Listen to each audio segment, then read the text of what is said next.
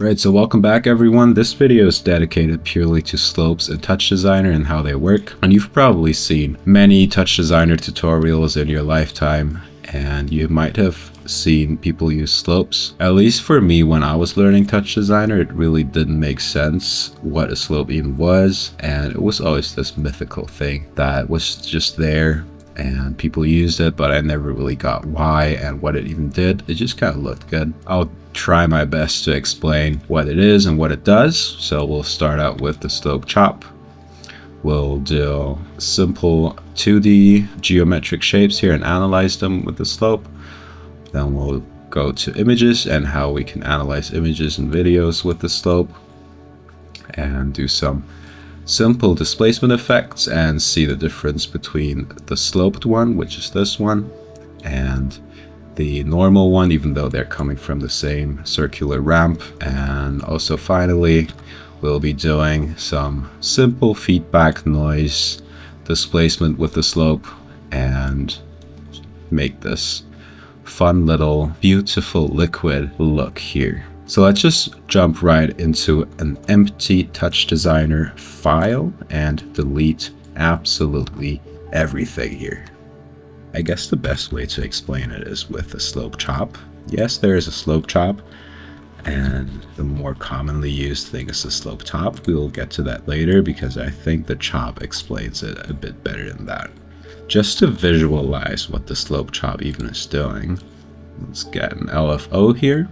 And to see it in a graph, we do a trail. We can just put this in here and do a trail here as well. And these two curves, they kind of look very similar in movement, but don't be fooled, because if we just pause this right here, what this slope does, it basically calculates the velocity of this point, so to say. So the speed at which this point is moving at a given time. I'm just skipping forward with the arrow keys frame by frame. Let's just go to the top of this LFO curve here. And as we reach the top, you can see that the point is kind of like stagnating up here. It's moving relatively slowly, and the slope gives us a value of basically 0 here. And you can see that the maximum value here is 6. And if we just skip forward more, this thing is dropping down, gaining speed, and it's reached its maximum speed at the middle point here. And it's reached its maximum negative speed because this thing is going downwards at basically -6 velocity. And the same thing happens down here when this point kind of slows down. It's barely moving, and again we get basically a 0 here. So the velocity at this, it's not really the velocity because it's not a physical object, but mathematically speaking it should be the derivative, right? Just like the mother of TouchDesigner. So again, it moves up, it speeds up, it reaches maximum upward speed, positive speed so to say, at the middle point, which is 0 in our case. And again, it goes to the top here, maximum speed, and it slows down, slows down even more until it reaches 0, which is the top here. It doesn't matter what the values here are. This could be like 100. We have to wait for the graph to refresh, but these values don't matter. What matters is how fast this thing is moving, or the value is changing. So basic way to think about this, let me just write this down. Slope is the rate of change. And again, it doesn't have to be a sine wave, it just happens to be, since this is a sine wave, that they kind of look similar. If we do something like a triangle, we can see that the point doesn't really slow down or gain speed, it's just linear, right? It just changes direction every so often. And we see that here, every time that point changes its direction, like down here. Right now it's still going down in theory, and the next frame it goes up and we have a positive value here. I hope you know what I'm talking about. So what the slope top is, it's similar, but we're working in 2D space here. So let's feed it something interesting. Let's do a constant. Let's actually do 2 constants. one, let's make that black. And we can lay these out with layout. So they're side by side. And let's also fit outside, so we get like a square. And also we can set these to maybe 1200 by 1200. So we got a square with the left half being white and the right half being black. And if we feed this to the slope top, in this case, you can see that we have like this teal, cyan, disgusting blue line in the center. That's basically the mixture of red and green. So let's activate this view and select normalized split so we can see the individual channels normalized. So these four types, so this is basically red, green, blue, alpha. The red channel has this line in the center and the green is just plain gray. And we can press D and we can see that it's at 0.49804. I don't know, it should be at 0.5. I guess TouchDesigner does what it wants. So we get this line and the green doesn't have anything here. And that makes sense because the red value is dictated by or set by the horizontal luminance.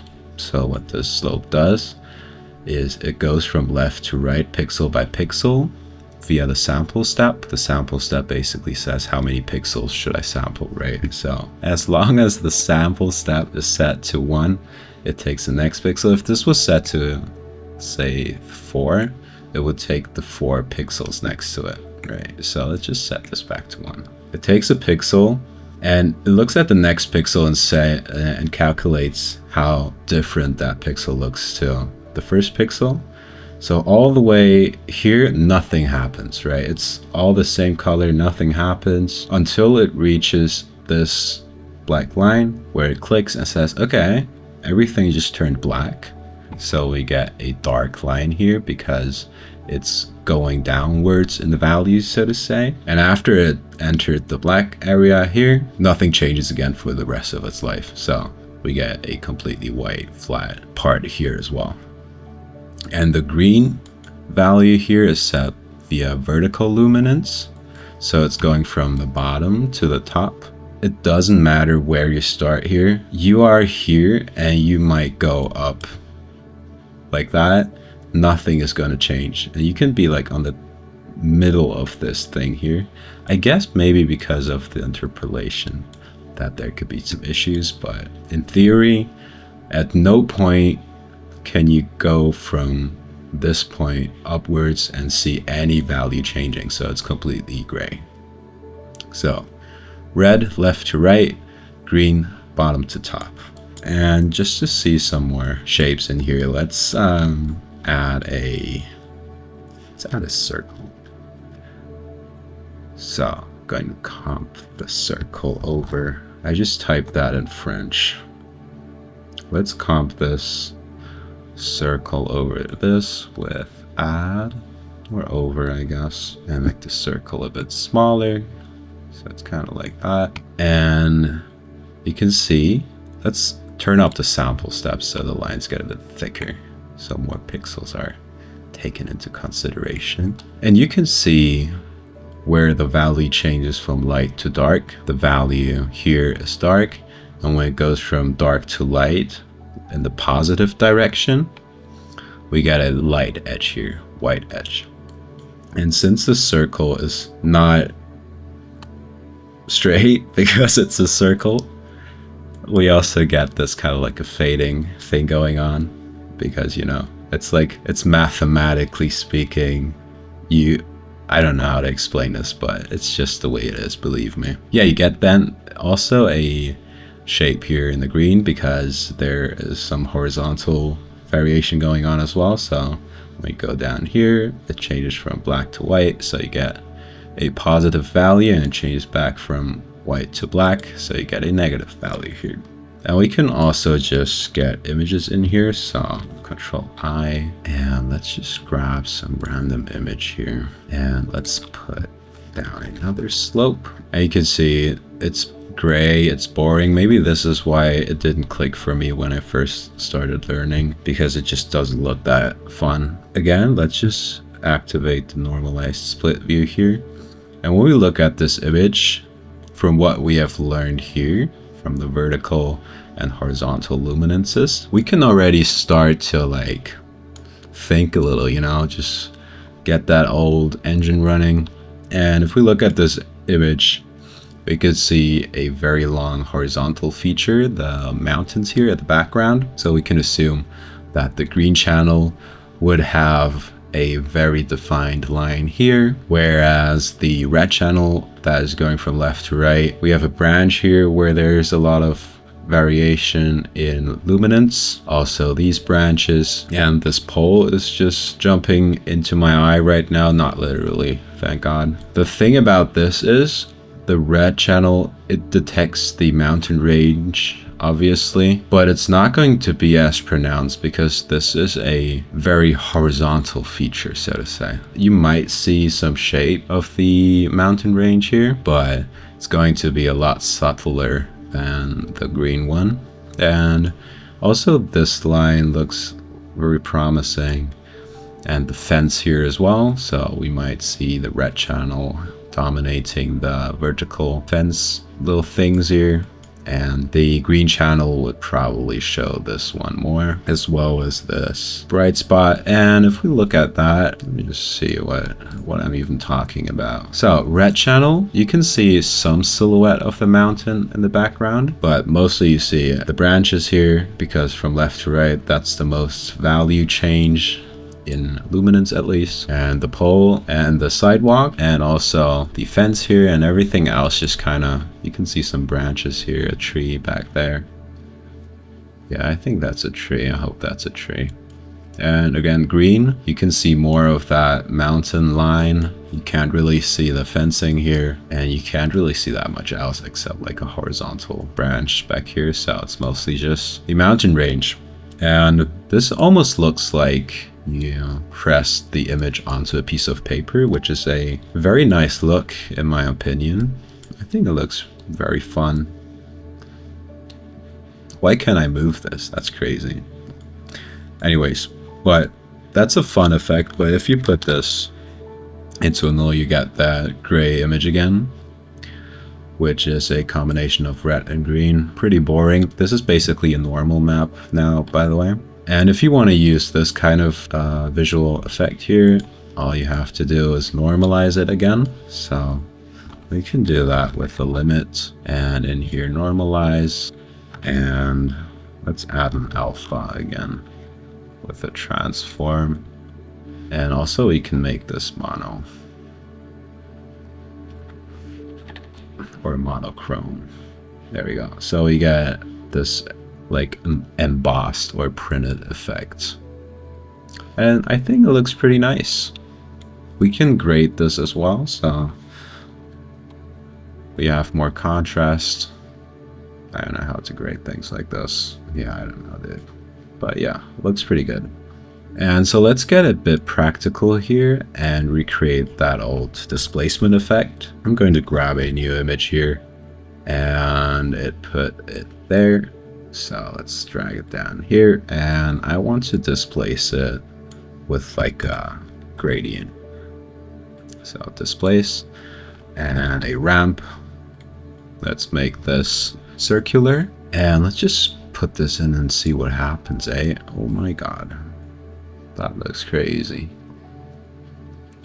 Looks like a tornado. It doesn't even look like a tornado. I just made that up. And let's, in my ramp, or in our ramp, let's do mirror, and the displacement can just be very subtle, 0.1 or 0.05. And let's bypass this, and we can see that the image is kind of like not where it should be even when it's not displaced, because in our displace the source midpoint should be at 0.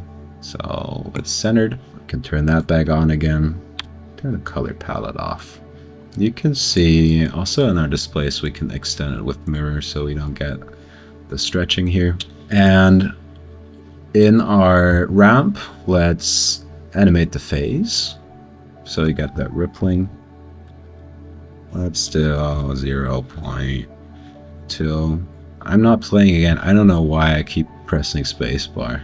It's bugging me. And you can see when the value is light, it's displacing in the bottom left direction, and when the value is dark, it's not displacing at all. So if I pause right here, so the center is dark, so this building here is in the center and it's not getting displaced that much, and the edges are white, and you can see that the edges are pretty far out from where they should be. Another thing we can do, let's fit this down to a sane resolution. Let's do 1200 again, and in here let's do 1200 again as well, and let's fit outside here.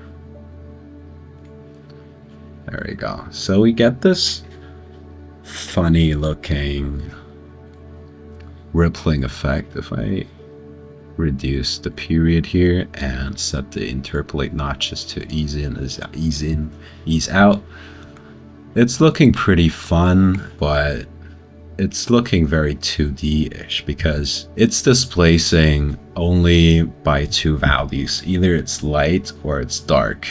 If it's light, it's getting displaced. If it's dark, it's not getting displaced. And it kind of just looks a bit cheap, I guess.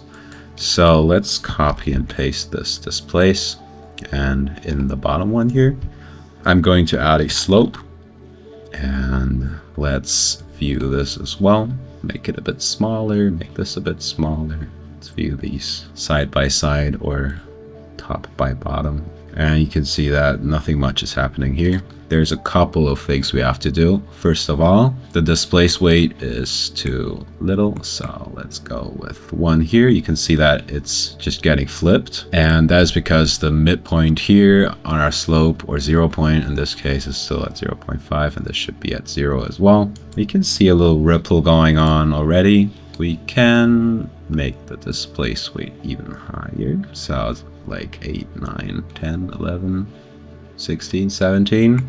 17 looks good. And you can see that it's kind of like, it's got hard edges. What I want is soft edges, and we can only achieve that by having more color information. So let's set both of these to 32-bit float, and we get that funky 3D-esque ripple effect. Let's go back down to 12. So what is happening here is basically what I explained earlier. It's actually literally the same as I explained earlier. Let's pause this again. I guess that's why it's always pausing, because I keep pausing everything. Don't be fooled by the 3D look of this. This has nothing to do with 3D. It just happens that the derivative of this image is this like, and the human eye is crazy because it sees light and shadow and it immediately thinks 3D, but this is not a 3D thing. It's just the same concept as before. Just imagine a little guy spawning here, walking left to right, and just documenting how everything is changing. Yeah, I mean, this is how this liquid displacement effect is created.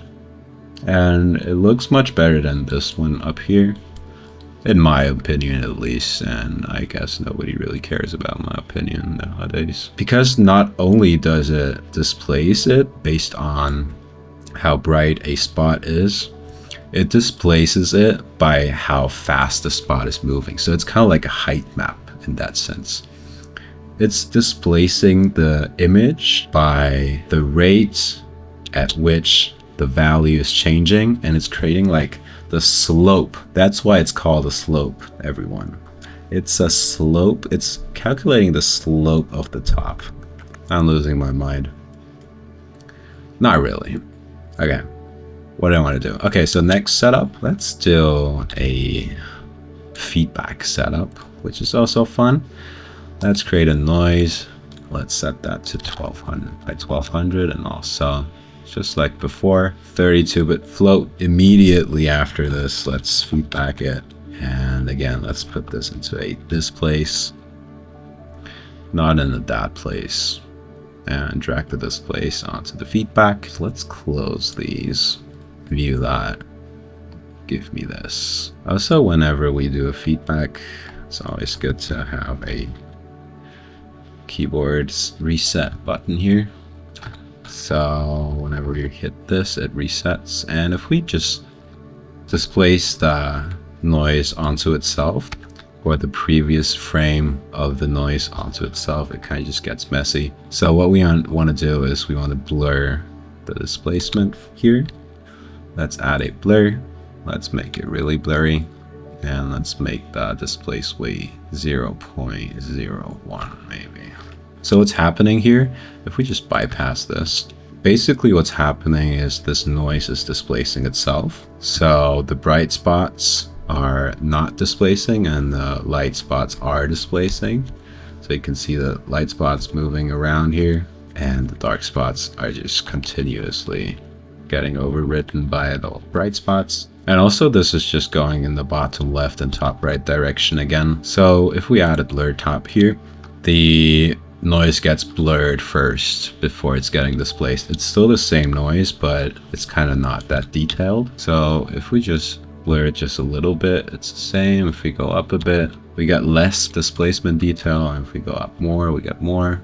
Maximum, we get this kind of like blurring thing going on. We can even probably make it less here, 0.05. What we would do now, since this is a slope explanation video, we can put a slope here. So let's put that down. Again, if we have a slope, we don't need that little of displaced weight. We can have some fun here. And if we reset, you can see instead of just going bottom left, top right, or in any certain direction, it's kind of going into itself, because the bright spots, they're pushing the slope. It's kind of like a mountain and it's raining onto the mountain and the water is flowing out. So you get this kind of like bubbly feature looking thing. And we can play around with the noise as well. Do whatever you like. And we can also set the strength here. So let's see what we can make here. Let's put a look after that. And a ramp. Let's colorize this. Let's put a null here. View that. Close this. Make this smaller. And in our ramp, let's make this like, I don't know. What could look good? Orange? Teal orange? I love teal orange. Transformers transformed my life. Let's make this red maybe. I hate teal orange. I don't know, dude. This looks pretty bad. Look, I'm not an artist. Even though maybe I am. Yeah, I don't know. That looks fine. It's still a feedback loop, so it's going to reach an end at some point. If you want to mitigate this, by the way, you can add a transform here and kind of just rotate this. And oops. You can kind of just rotate that so the swirls are rotating as well, and also tile this with a mirror. That's how you would use the slope in displacements and how to control feedback loops so they don't just go left, bottom, top, right. But yeah, you can use this in 3 dimensions as well. There is a Z depth as well, but that's a entirely different thing. And also you can control particle networks with this. So yeah, that's basically it, honestly. Next time you see a slope top in a TouchDesigner tutorial, you'll know exactly what it does and what it is. It's basically the rate of change, or the speed at which something is changing, how much something is changing, and also very importantly in what direction it's changing, right? Because the black and white values that we have here, it's just yes or no, so it's one directional. I love one direction, but the slope gives you like basically every direction you can think of, so it's kind of like swirling around here. Yeah, next time you see this, you know what it does. So I hope you enjoyed this one, even though it's more like an informational thing. Leave a like, leave a subscription, and leave a comment if you have any questions. I'll do my best down there to help you out if I explained something not in depth enough or anything of that sort. So have a good one as always, and I will see you in the next video.